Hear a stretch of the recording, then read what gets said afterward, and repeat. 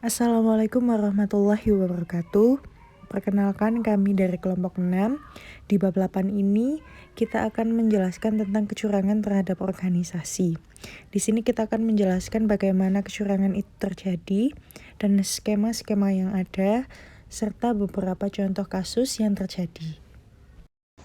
Statistik kecurangan. Menurut ICFE Report to the National on Occupation Fraud About 2010 membahas 3 jenis kecurangan terhadap organisasi.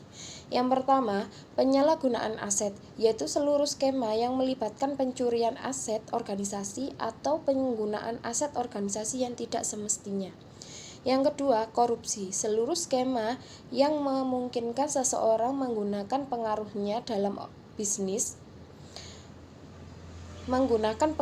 dalam transaksi bisnis untuk memperoleh keuntungan ilegal bertentangan dengan tanggung jawab orang itu terhadap pemberi kerjanya.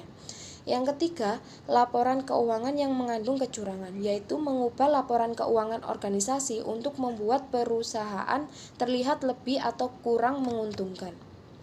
Penyalahgunaan aset. Pegawai, pemasok, dan pelanggan organisasi memiliki 3 kesempatan untuk mencuri aset-aset. Yang pertama, mereka menggelapkan kas melalui pencurian, dapat mencuri penerimaan kas dan aset-aset lain saat mereka masuk ke dalam sebuah organisasi. Yang kedua, mereka dapat mencuri kas, persediaan, dan aset lainnya yang ada di tangan. Yang ketiga, mereka dapat melakukan kecurangan pengeluaran dengan meminta organisasi membayar untuk sesuatu yang tidak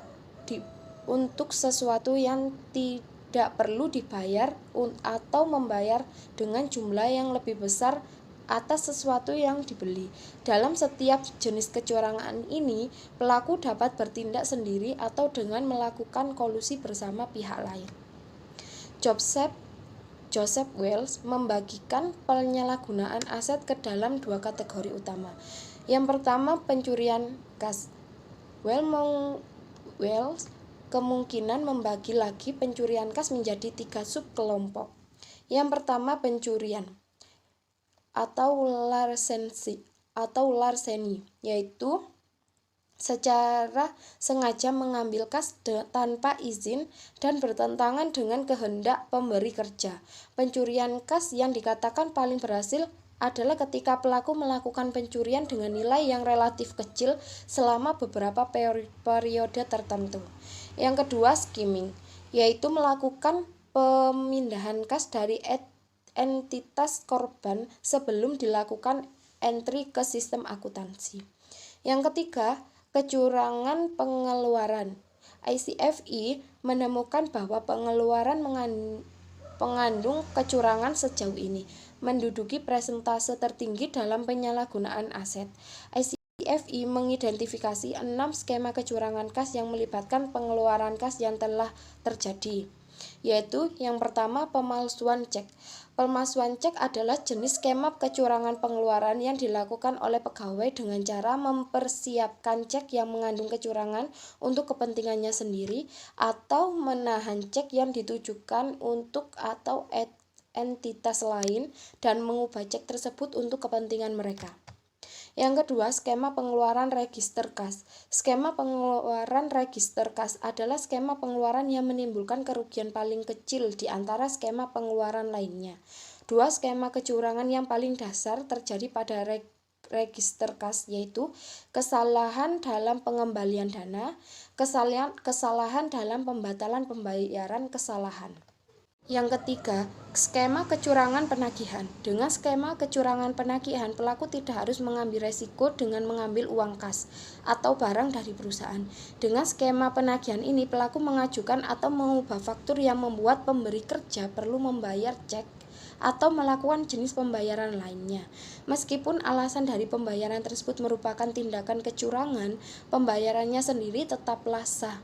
Skema penagihan sangat umum terjadi dan menimbulkan kerugian yang cukup besar. 3 jenis skema penagihan yang paling umum adalah: yang pertama, mendirikan perusahaan boneka atau perusahaan fiktif untuk mengajukan faktur kepada organisasi yang menjadi korban.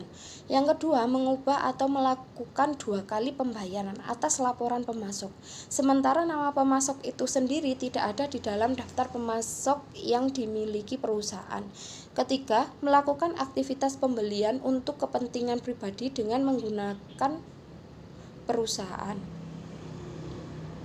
Materi selanjutnya adalah skema kecurangan biaya. Skema biaya dan skema pengajian hampir sama dengan skema penagihan. Pelaku kecurangan ini merupakan kesalahan dokumentasi yang menyebabkan perusahaan yang menjadi korban melakukan kecurangan pengeluaran. Skema biaya disertai adanya penagihan dengan nilai yang lebih besar bagi perusahaan atas biaya operasional bisnis terkait perjalanan dan hal-hal lainnya, seperti makan siang, tagihan hotel, dan perjalanan udara untuk kegiatan bisnis. 4 jenis skema pengeluaran biaya yang paling umum terjadi. Yang pertama adalah kesalahan dalam mengelompokkan biaya. Yang kedua, biaya yang lebih saji. Yang ketiga, pengajuan biaya fiktif.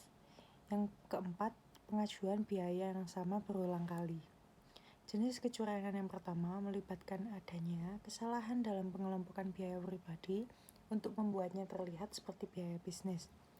Contohnya perjalanan pribadi dapat diklaim sebagai perjalanan bisnis, makan siang pribadi menjadi makan siang dalam urusan bisnis atau berlangganan majalah pribadi yang dibebankan pada perusahaan. Biaya yang lebih saji biasanya termasuk memalsukan slip penerimaan atau dokumentasi untuk menggambarkan biaya yang lebih besar dibandingkan dengan apa yang sebenarnya dibayar. Pegawai dapat menggunakan penghapusan tinta pulpen atau metode lain untuk mengubah harga yang tertera dalam slip penerimaan. Jika perusahaan tidak mensyaratkan adanya dokumen asli sebagai pendukung, pelaku biasanya melampirkan salinan penerimaan ke laporan biayanya.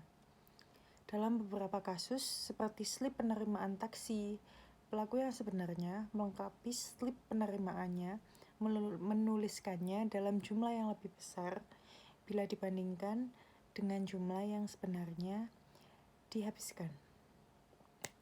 Skema biaya fiktif biasanya meliputi pemalsuan dokumen pendukung, misalnya kesalahan dalam slip penerimaan, keberadaan komputer dan perangkat lunak. Desain grafis memungkinkan pelaku dengan mudah membuat slip penerimaan fiktif tampak seperti slip penerimaan aslinya. Sebagai alternatifnya, pelaku yang melakukan jenis kecurangan ini terkadang memperoleh slip penerimaan kosong. Skema biaya yang tidak terlalu sering dilakukan adalah pengajuan sejumlah pengeluaran untuk pembayaran biaya yang sama. Yang selanjutnya adalah skema pengeluaran penggajian. Dari seluruh skema kecurangan penggajian, skema pegawai fiktif cenderung menimbulkan kerugian yang paling besar. Berdasarkan ASFE atau Association of Certified Fraud Examiners, rata-rata kerugian per keterjadian sangat tinggi dan sangat merugikan bagi organisasi. Kecurangan pegawai fiktif dilakukan dengan mencantumkan nama seseorang dalam daftar penggajian atau membiarkan nama bekas pegawai tetap ada dalam daftar penggajian yang sebenarnya tidak bekerja di perusahaan yang menjadi korban tersebut. Skema kecurangan penggajian dapat dikelompokkan menjadi 4 kategori. Yang pertama, pegawai fiktif. Yang kedua, gaji dan jam kerja fiktif. Yang ketiga, skema komisi. Yang keempat, kesalahan klaim kompensasi tenaga kerja. Supaya skema kecurangan pegawai fiktif dapat berjalan lancar, 4 hal berikut harus ada. Yang pertama, nama pegawai fiktif harus ditambahkan ke daftar penggajian.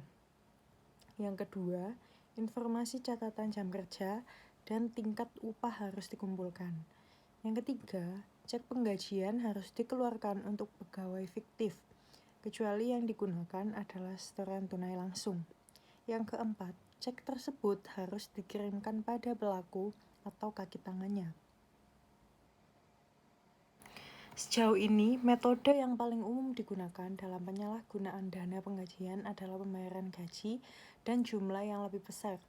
Laporan mengenai penyalahgunaan dana pengajian menyebutkan bahwa pembayaran gaji dalam jumlah yang lebih besar memiliki kontribusi sebesar 55,4% dari semua kecurangan pengajian.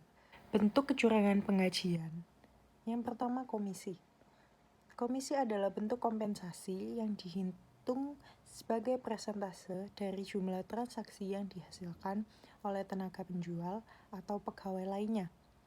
Bentuk kompensasi yang unik tersebut tidak didasarkan pada jam kerja atau gaji tahunan yang ditetapkan, tetapi berdasarkan pada output pendapatan para pegawai. Pegawai yang dipekerjakan dengan sistem komisi dapat secara curang meningkatkan pembayarannya. Yang pertama, memalsukan jumlah penjualan yang dilakukan atau meningkatkan tarif komisi. Metode yang paling umum dalam dilakukannya kecurangan berbasis komisi adalah memalsukan jumlah penjualan dengan 3 cara, yaitu membuat penjualan fiktif, memalsukan nilai penjualan yang dibuat dengan mengubah harga yang tercantum dalam dokumen penjualan, atau memperbesar nilai penjualan dengan mengklaim penjualan yang dibuat pegawai lain atau dalam periode lainnya. Yang kedua, ada kompensasi. Kompensasi tenaga kerja bukanlah akun penggajian, tetapi lebih mirip biaya asuransi. Meskipun begitu, kompensasi ini pada dasarnya merupakan keuntungan bagi pegawai dengan memberikan kompensasi bagi orang-orang yang mengalami kecelakaan kerja. Melakukan kecurangan kompensasi tenaga kerja adalah dengan membuat seolah-olah terjadi kecelakaan untuk kemudian memperoleh pembayaran dari penangguh asuransi perusahaan yang menjadi korban kecurangan. Dalam beberapa kasus, pegawai berkolusi dengan tenaga medis yang memproses klaim fiktif untuk tindakan medis yang tidak seharusnya. Kemudian pembayaran dibagi antara dokter dan pelaku tindakan medis fiktif ini yang mengalami kecelakaan. Korban utama dalam skema kompensasi tenaga kerja ini bukanlah pemberi kerja, tetapi penanggung asuransi perusahaan. Penanggung asuransi perusahaan membayar tagihan medis fiktif dan ketidakhadiran pegawai yang tidak perlu. Namun pemberi kerja juga menjadi korban dari kecurangan ini karena klaim yang mengundang kecurangan dapat menghasilkan premi yang lebih tinggi bagi perusahaan di masa yang akan datang. Selama beberapa tahun terakhir, eksekutif sejumlah perusahaan diduga telah mencuri kas perusahaan dalam jumlah besar, biasanya melalui kecurangan pengeluaran. Dua jenis kecurangan yang paling terkenal terkadang disebut sebagai corporate looting, yaitu kasus CEO Dennis Kozlowski, Chief Corporate Counsel Mark Pelnick, dan CFO Mark Heswarts dari Tyco International Ltd, Tyco, serta kasus Von Rigas dan putranya Adelphia Corporation, Adelphia. Selanjutnya, Joseph Wells membagi penyalahgunaan aset ke dalam dua kategori utama. Yang pertama, pencurian kas persediaan dan aset lainnya. Wells kemudian juga membagi penyalahgunaan aset selain kas termasuk persediaan ke dalam dua kelompok. Yang pertama, penyalahgunaan, yang kedua, pencurian.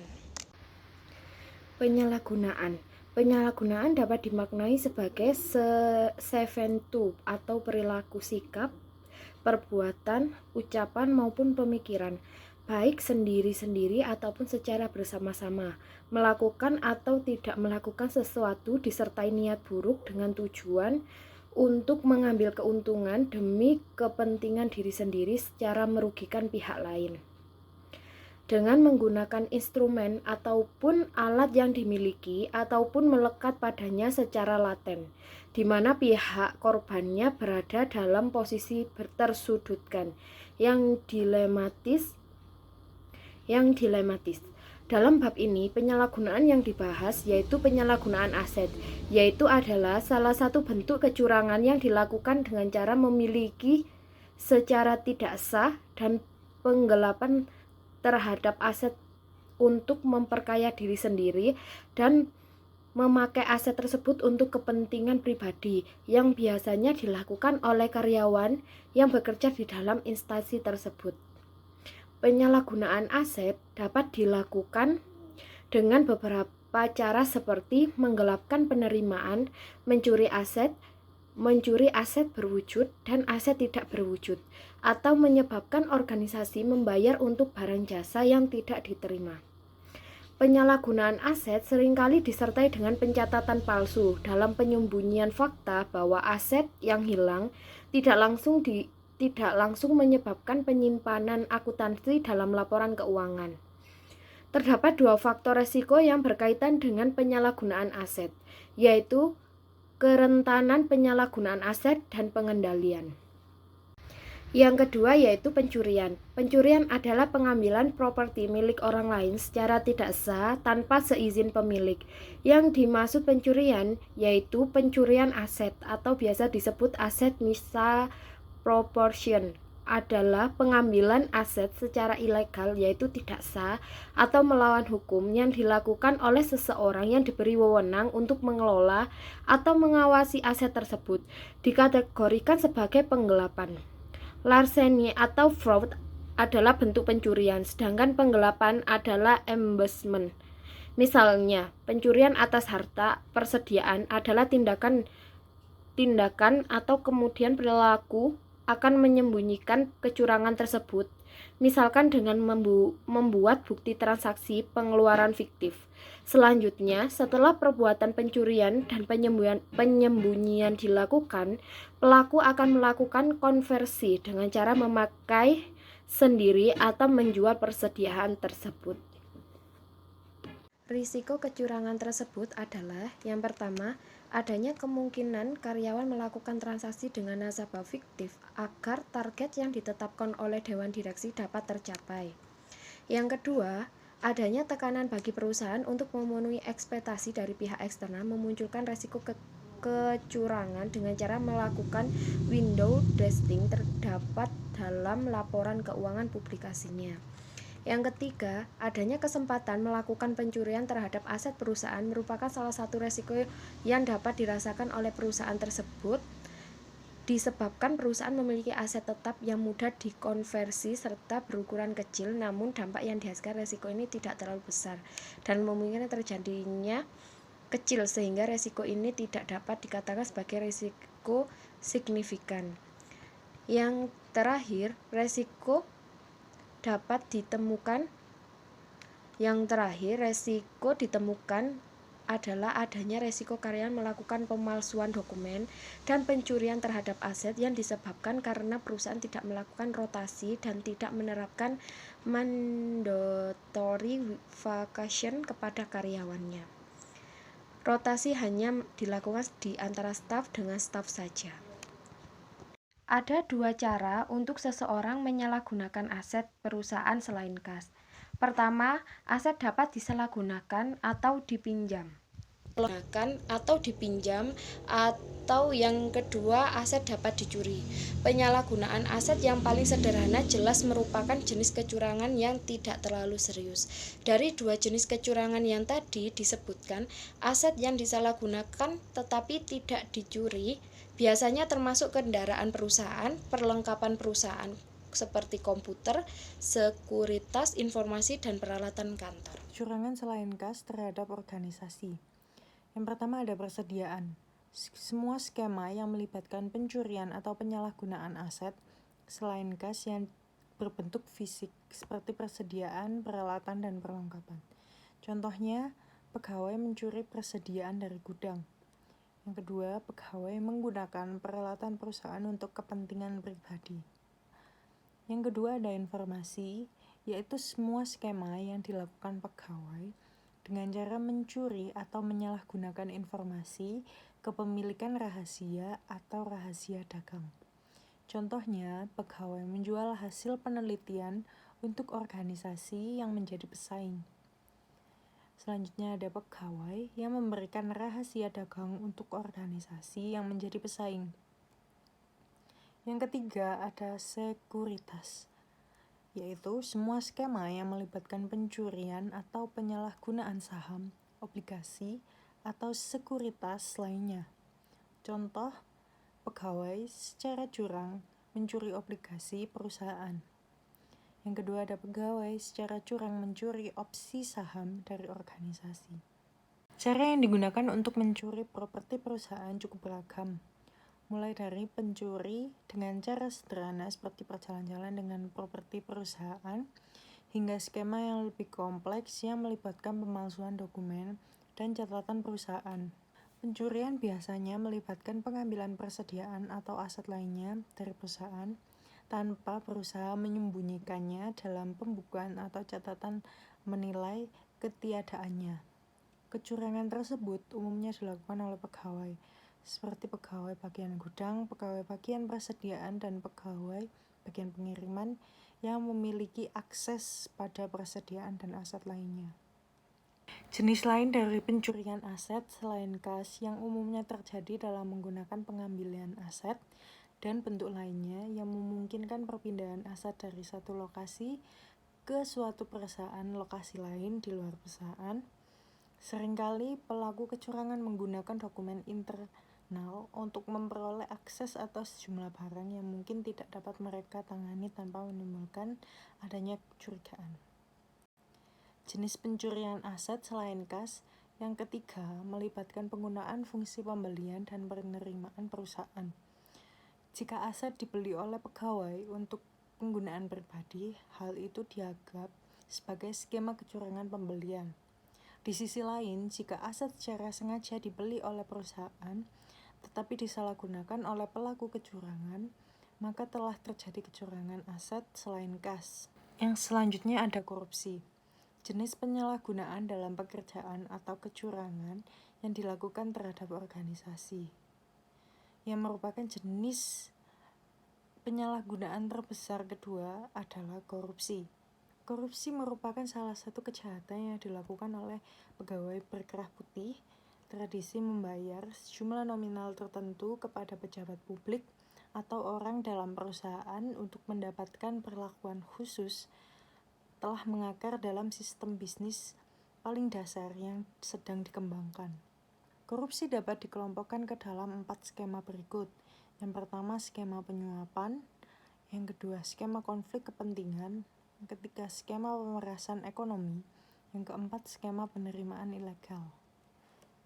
Jenis skema korupsi. Yang pertama ada konflik kepentingan, yaitu semua skema yang terjadi ketika pegawai, manajer, atau eksekutif memiliki kepentingan ekonomi atau pribadi yang tidak diungkapkan dalam suatu transaksi sehingga berdampak buruk terhadap perusahaannya. Contohnya, manajer membangun hubungan yang menguntungkan dengan organisasi yang membuatnya memiliki kepentingan pribadi terkait keuangan. Yang kedua ada penyuapan, yaitu semua skema yang dilakukan oleh seseorang dengan menawarkan, memberikan, atau mencoba memberikan sesuatu yang memiliki nilai dengan tujuan dan atau mempengaruhi keputusan bisnis tanpa sepengetahuan atau persetujuan pihak berwenang. Contohnya, pemasok memberi suap pada manajer untuk mengamankan kontrak penjualan. Pegawai penerima pembayaran untuk kontrak. Yang ketiga ada penerimaan ilegal.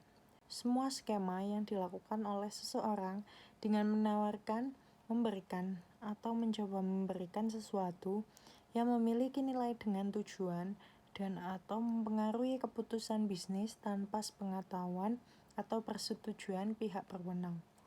Contohnya, manajer terpengaruh untuk membuat keputusan keuangan yang didasarkan pada hadiah atau penghargaan yang tidak diungkapkan. Yang keempat ada pemerasan, yaitu memaksa orang lain untuk masuk ke dalam transaksi dengan memberikan properti yang didasarkan pada kesalahan penggunaan dengan dari yang seharusnya, atau memaksa dengan melibatkan unsur ekonomi, perasaan ketakutan, atau perasaan terancam. Contohnya, ada pemasok mengancam eksekutif untuk melakukan tindakan tertentu. Selanjutnya ada penyuapan. Penyuapan merupakan penawaran, pemberian, penerimaan, atau percobaan dalam hal apapun yang memiliki nilai untuk mempengaruhi suatu keabsahan tindakan. Istilah keabsahan berarti bahwa undang-undang penyuapan pada dasarnya hanya melarang pembayaran yang dibuat untuk mempengaruhi keputusan lembaga atau pegawai pemerintah. Banyak skema kecurangan pekerjaan melibatkan penyuapan perdagangan yang pada dasarnya memiliki kesamaan definisi dengan penyuapan, kecuali soal nilai sesuatu yang ditawarkan untuk mempengaruhi keputusan bisnis, bukan keabsahan tindakan dari pemerintah. Skema penyuapan secara umum terjadi dari dua kategori, yaitu skema kickback dan skema bid ringing. Skema kickback adalah pembayaran yang tidak diungkapkan yang dibuat oleh pemasok untuk pegawai perusahaan yang melakukan pembelian. Tujuannya biasanya untuk mendapatkan pegawai yang dapat diajak bekerja sama dalam skema penagihan yang lebih saji. Terkadang pemasok pembayaran kickback hanya untuk mendapatkan bisnis tambahan dari perusahaan yang melakukan pembelian. Skema bid ringing terjadi ketika pegawai yang curang membantu pemasok untuk memenangkan kontrak melalui proses lelang kompetitif. Dalam proses lelang tersebut, beberapa pemasok atau kontraktor berlomba-lomba untuk mendapatkan kontrak. Situasi ini menimbulkan lingkungan persaingan yang sangat ketat dan dapat memicu semakin banyak upaya penyuapan. Selanjutnya, konflik kepentingan. Konflik kepentingan di beberapa literatur hampir sama. Misalnya, definisi konflik kepentingan menurut Komisi Pemberantasan Korupsi adalah situasi di mana seseorang penyelenggara negara yang dapat mendapatkan kekuasaan dan kewenangan berdasarkan peraturan perundang-undangan memiliki atau diduga memiliki kepentingan pribadi atas setiap penggunaan wewenang yang dimilikinya sehingga dapat mempengaruhi kualitas dan kinerja yang seharusnya.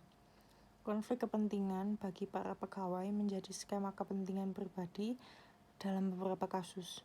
Tindakan pegawai tersebut pasti menguntungkan bagi teman atau anggota keluarganya, meskipun pegawai tersebut tidak menerima keuntungan secara finansial dari sebuah transaksi. Contoh kasus kecurangan terhadap organisasi. John adalah seorang pelayan di sebuah tempat makan. Tempat makan ini memiliki kebijakan bahwa tip yang diberikan kepada semua pelayan akan dikumpulkan. Berdasarkan kebijakan tersebut, setiap malam tip dalam bentuk uang tunai dikumpulkan, dihitung, dan dibagikan kepada semua pelayan.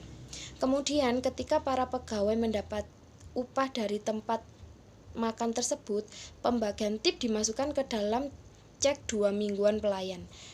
John selalu berpikir bahwa tidak adil jika ia membagi tipnya, karena ia bekerja lebih keras dari pelayan lainnya untuk memberikan kompensasi atas kerja kerasnya. Setiap malam ia mengambil setengah dari jumlah tip yang diperolehnya, dan sisanya dikumpulkan ke kotak pengumpulan uang tip. Penyelesaiannya, dalam kasus ini, indikator kecurangan yang dilakukan John merupakan jenis kecurangan penggelapan kas melalui skimming.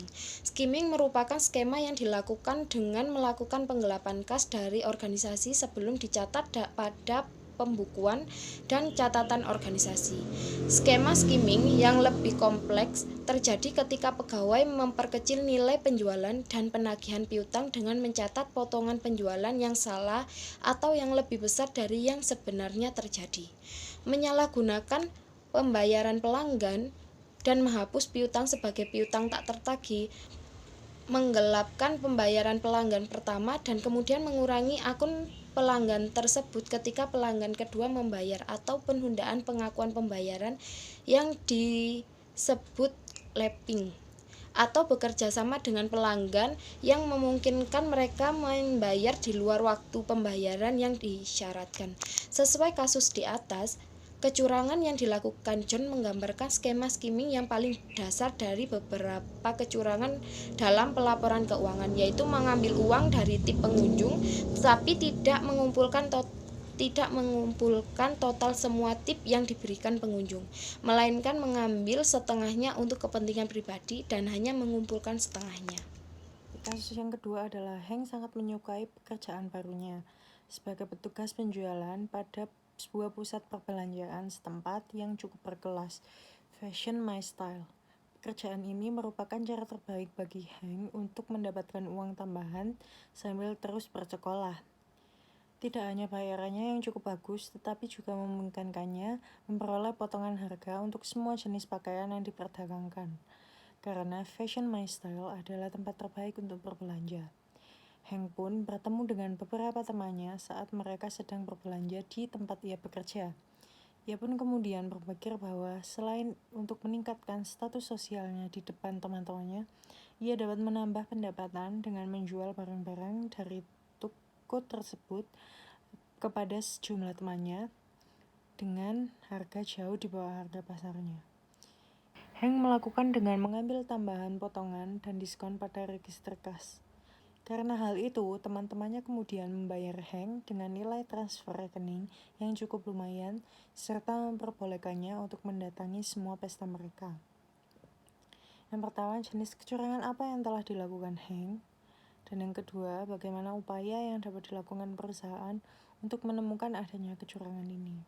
Penyelesaian dapat dilakukan adalah, dalam kasus ini, indikator kecurangan yang dilakukan Hank merupakan jenis kecurangan konflik kepentingan yang dimana dalam konflik ini sama dengan skema korupsi lainnya.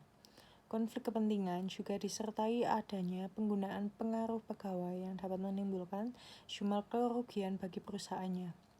Konflik kepentingan bagi seorang pegawai biasanya melibatkan skema kepentingan pribadi. Dalam beberapa kasus, tindakan Hank tersebut pasti menguntungkan bagi teman atau anggota keluarganya. Meskipun pegawai tersebut mungkin tidak menerima keuntungan secara finansial dari transaksi ini.